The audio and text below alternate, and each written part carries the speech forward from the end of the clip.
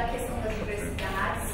E assim, cada tema que a gente vai conversar, a gente vai fazer uma dinâmica, uma atividade prática, certo?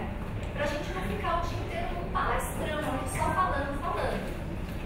E quando a gente estiver conversando aqui falando, o objetivo também não é que eu vá aqui dar uma palestra, não é nada disso. O objetivo é que a gente troque as experiências que a gente está vivendo nesse momento, né? Experiências tanto que a gente está vivenciando dos preconceitos, que vocês sabem que estão aí, relacionados às temáticas do curso, e também das propostas, dos projetos, das soluções que a gente está tendo. Porque assim, por que a gente está fazendo o curso Gênero e Diversidade na escola? A gente sabe que a gente tem que tratar de todas essas questões, das diversidades culturais, da sexualidade, do gênero, das relações étnico-raciais.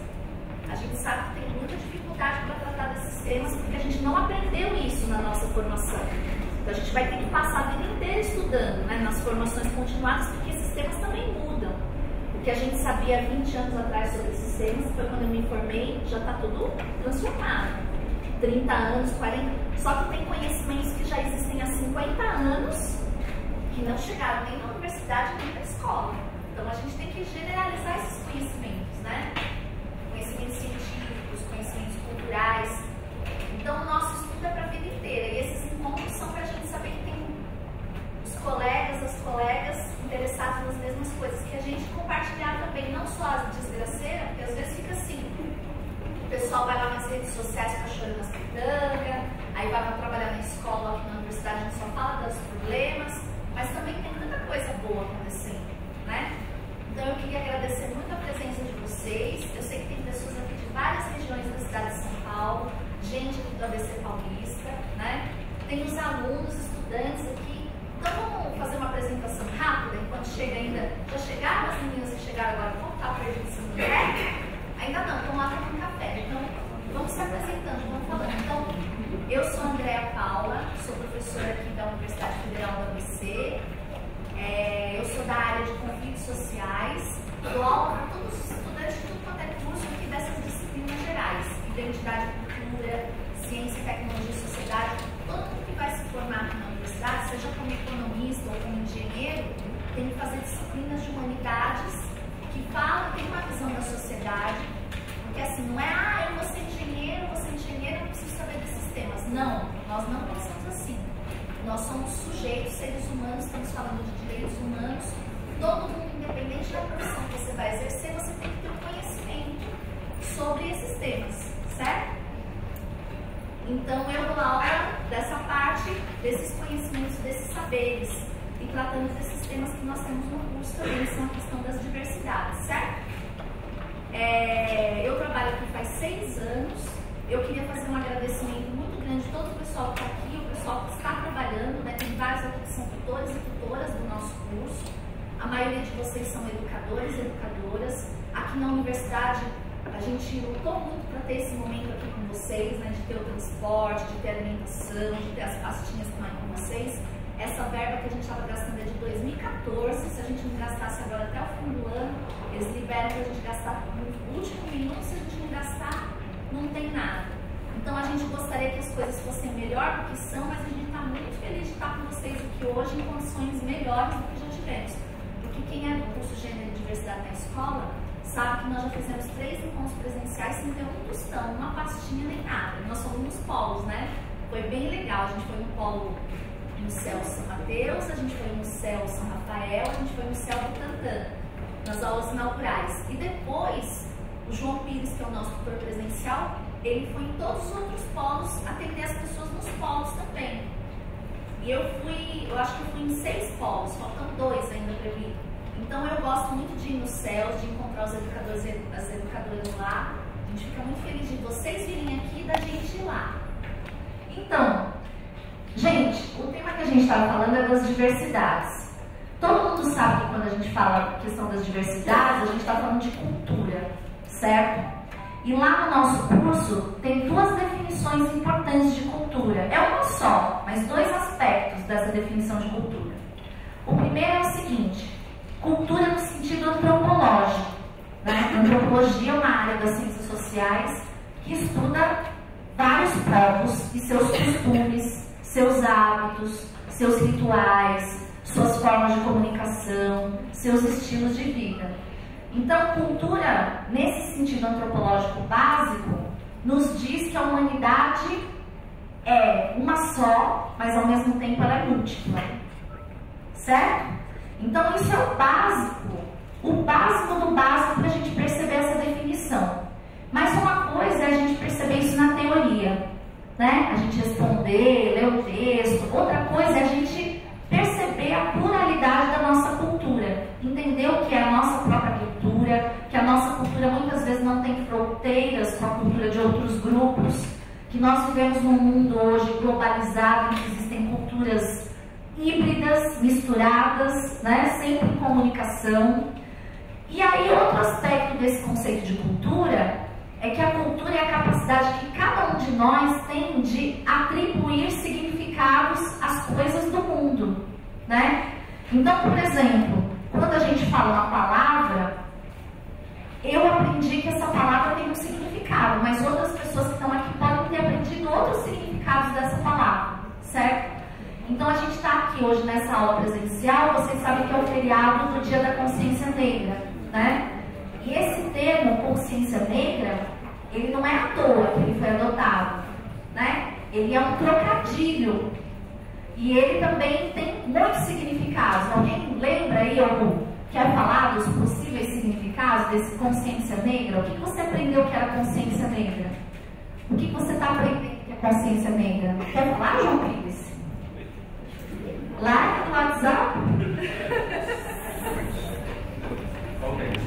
Consciência negra, a gente está falando da cultura, tem vários significados. Consciência negra pode ser um deles.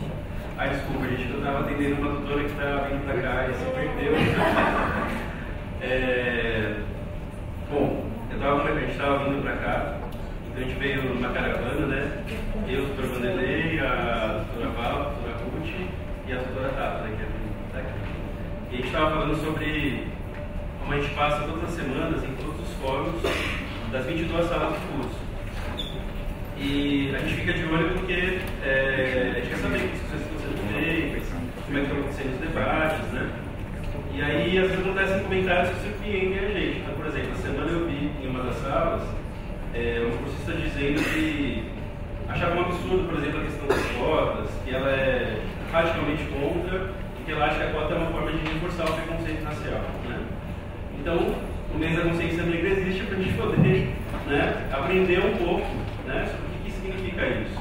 O que é a questão das cotas, o que é, de onde veio o preconceito, o curso trabalha um pouco nessa direção.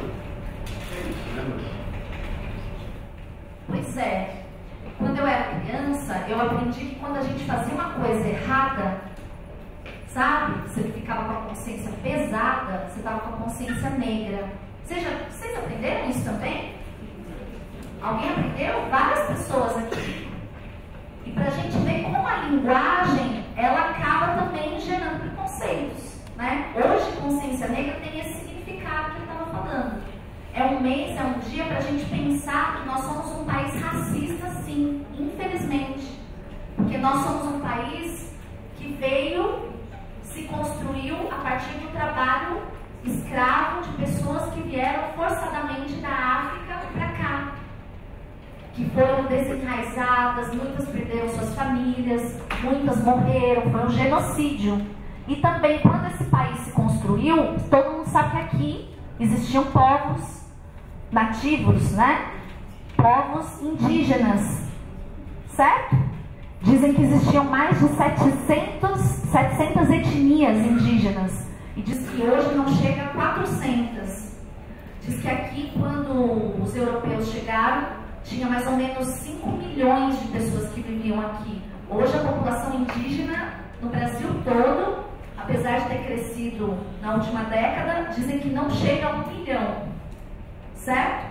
Então, falar disso, saber da nossa história, é a gente reconhecer que nós somos um povo que tem muitas etnias misturadas e também não misturadas, e que tratar desses temas é uma obrigação nossa, porque a gente tem uma dívida histórica com a escravidão e com o genocídio dos povos indígenas. Então, uma dívida histórica que jamais será paga, entendeu? As nossas gerações herdaram isso. E até hoje acontece o genocídio desses povos, que são os mais discriminados. Por que foram escravizados? Certo? Por que foram mortos? Então, quando o João Pires fala da questão das cotas, muitas pessoas podem ser contra. Eu, como coordenadora do curso, devo dizer que eu sou a favor.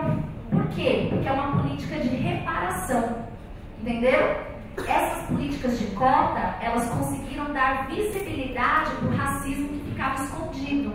Então, quando uma pessoa diz assim, essas políticas geram racismo, a gente precisa estudar. Não são as políticas que geraram racismo. As políticas deram visibilidade para a falsidade da democracia racial que a gente vive nesse país. E eu estou com 43 anos, eu gosto de falar com o povo, né? Eu já estou ficando velha. Entrei na universidade, tive o privilégio de entrar na universidade com 17 anos. Quando eu entrei na universidade, se eu tivesse 1 ou 2 colegas negros ou afrodescendentes na sala de aula, era muito. Hoje eu sou professora. Eu entro na sala de aula, tem sim muitas pessoas que são afrodescendentes, negras, indígenas. Por quê? Por causa das cotas. Se não tivesse as cotas, elas não estariam ali. Certo? Então, essas pessoas vão se tornar profissionais que vão transformar o mundo. Por quê? Todo mundo que é professor aqui sabe. Se você é um professor, você é um exemplo para uma criança, não é? Então, é uma pena eu trabalhar numa universidade que tem poucos professores universitários que são doutores, que são negros. Por que é uma pena? Porque essa semana, por exemplo, aqui nessa universidade, um infeliz ou uma infeliz foi lá no banheiro e fez uma pichação dizendo que os alunos que são negros e negras vão continuar sendo escravos e ainda assinou com um símbolo nazista. Entenderam? Mas isso que está acontecendo aqui nessa universidade está acontecendo em vários lugares. E tem um músico que eu sou apaixonada, não sei se vocês conhecem, mas como eu sou de São Mateus, eu me identifico muito. O nome dele é Criolo. Ele é da Zona Sul. E ele canta as músicas lá falando do Grajaú, da região da Zona Sul, mas eu acho muito parecido com São Mateus, onde eu cresci, Itaquera. Tem uma música dele que ele fala assim: tem gente que prefere morrer a ver o preto vencer. Que pena, mas infelizmente uma boa parte das pessoas desse país ainda tem esse pensamento, mas não é um pensamento que a pessoa às vezes é ruim. Às vezes ela foi criada num ambiente assim, mas a gente tem a educação para quê? Para poder desconstruir isso, para derrubar isso, entendeu? Para dizer assim, olha, o espaço público, a educação pública tem que ser o espaço das pessoas de todas as etnias. E principalmente tem que dar atenção para aqueles que foram historicamente excluídos. Entenderam? Não dá pra gente pensar que igualdade é tratar todo mundo igual. Porque na hora que a gente vai arrumar um emprego, se sou eu e uma moça que a pele é negra, a gente sabe muito bem que o pessoal lá do RH vai falar que quem tem melhor aparência sou eu. Se você pegar os estudos matemáticos e estatísticos, que é a nossa doutora formada em matemática, vai dizer que a mulher negra ganha menos que a mulher branca, que ganha menos que o homem, entendeu? E por aí vai. Então nós estamos falando de dados que dizem respeito à nossa história. Eu posso nunca ter sofrido um preconceito étnico-racial, mas eu já vi meus amigos sofrerem, as pessoas que eu amo sofrerem, então eu sofro junto. Certo? Então, voltando aqui, quando a gente fala em diversidades, a gente tem que celebrar que nós estamos juntos aqui hoje, estudando para entender por que as coisas estão acontecendo assim. Por que a gente vive uma época tão contraditória, que ao mesmo tempo é uma época de grandes conquistas de direitos, e sempre quando a gente conquista direitos tem uma reação, entenderam? Tem pessoas, tem grupos que não se conformam, que determinados grupos conquistaram direitos. A história é assim. Eu sou professora de história, tem mais professores de história que sabem disso, né? Viver em sociedade é viver os conflitos, certo? Então nós estamos vivendo essa época. Nunca se falou tanto em diversidades, nunca grupos que tiveram tanto maltrato e foram excluídos ou foram pessoas que foram desprezadas ou mortas na história do Brasil tiveram tanto acesso à educação, com todos os problemas que tem, entendeu? E por isso tem uma reação. Infelizmente, a gente tem que lutar contra isso, né? Então, hoje a gente está aqui nesse feriado que é muito especial para transformar aquele significado de consciência negra que eu aprendi quando era criança. Para mim, hoje, consciência negra não significa mais estar com a consciência pesada. Significa todo esse movimento que a gente está fazendo para falar, né, do genocídio, da escravidão, mas para dizer assim, olha, isso aconteceu, existem as políticas de reparação, e a história do povo negro, a história do povo indígena não é uma história só de escravidão. Não é uma história que você pode resumir só a esse período. Então a gente tem que conhecer a história desses diversos povos africanos. A gente tem que conhecer a cultura e a diversidade das várias etnias, os modos de vida. Certo? Então, eu queria acolher vocês dizendo que esse é um pouco o objetivo do nosso curso logo cedo, né? Tratar dessa temática das diversidades, afirmando que nós vivemos sim um momento que nós temos que aprender a conviver e temos que aprender a conhecer culturas diferentes da nossa, certo? E se você está no espaço público e acha que sua cultura é melhor que o outro, entendeu? E despreza o outro, você está errado. Você está errada. O espaço público é para todos. No espaço público a gente tem que aprender a conviver com as diferenças e não transformar as diferenças em desigualdades. Isso não é fácil de fazer, porque a gente foi criado numa sociedade que afirma o padrão branco, europeu, eurocêntrico, né, tudo isso como padrão, como norma. Mas a universidade aqui está mostrando que não, que a gente vai ter que afirmar a pluralidade das culturas humanas, certo? E vamos ter que dar uma atenção especial para aquelas que foram massacradas, sim, para aquelas que tiveram sua história apagada. Nós vamos ter que buscar estudar tudo isso, beleza?